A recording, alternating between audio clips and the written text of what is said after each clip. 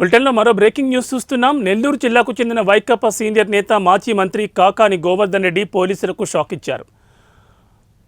Quad అక్రమాలు, భారీ పేలుడు పదార్థాల వినియోగం, రవాణా కేసులో నోటీసులు ఇవ్వడానికి పోలీసులు ఆయన ఇంటికి వెళ్లగా ఆయన అందుబాటులో లేరు.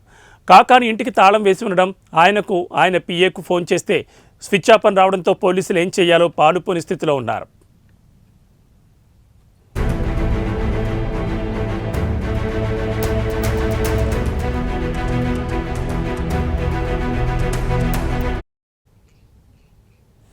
క్వాడ్ అక్రమాలు, భారీ పేలుడు పదార్థాల వినియోగం, రవాణా ఆరోపణల నేపథ్యంలో కాకానిపై ఇటీవల కేసు నమోదైన విషయం తెలిసిందే. ఈ కేసులో ఆయన్ను ఈరోజు విచారణ చేయాలని పోలీసులు నిర్ణయించారు. ఈ క్రమంలో నోటీసులు ఇచ్చేందుకు పోలీసులు ఆదివారం ఆయన నివాసానికి వెళ్లారు. అయితే ముందుగానే ఆ సమాచారం తెలుసుకున్న కాకాని ఇంటికి తాళాలు వేసి బయటకు వెళ్లిపోయినట్లు తెలుస్తోంది.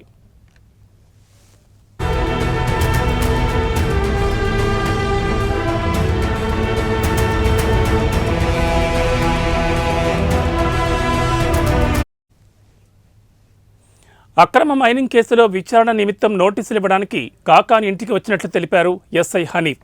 కాకానికి ఆయన పిఏకు ఫోన్ చేస్తే స్విచ్ ఆఫ్ అని వస్తుందన్నారు.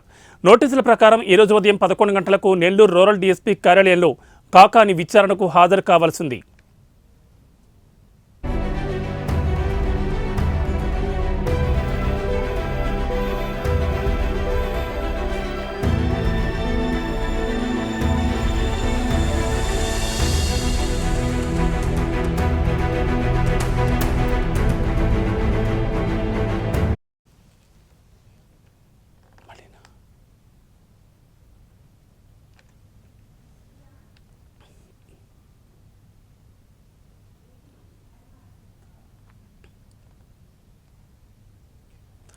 నెల్లూరు జిల్లాకు చెందిన వైకాపా సీనియర్ నేత మాజీ మంత్రి కాకాని గోవర్ధన్ రెడ్డి పోలీసులకు షాక్ ఇచ్చారు. క్వాడ్ అక్రమాలు, భారీ పేలుడు పదార్థాల వినియోగం, రవాణా కేసులో నోటీసులు ఇవ్వడానికి పోలీసులు ఆయన ఇంటికి వెళ్లగా ఆయన అందుబాటులో లేరు.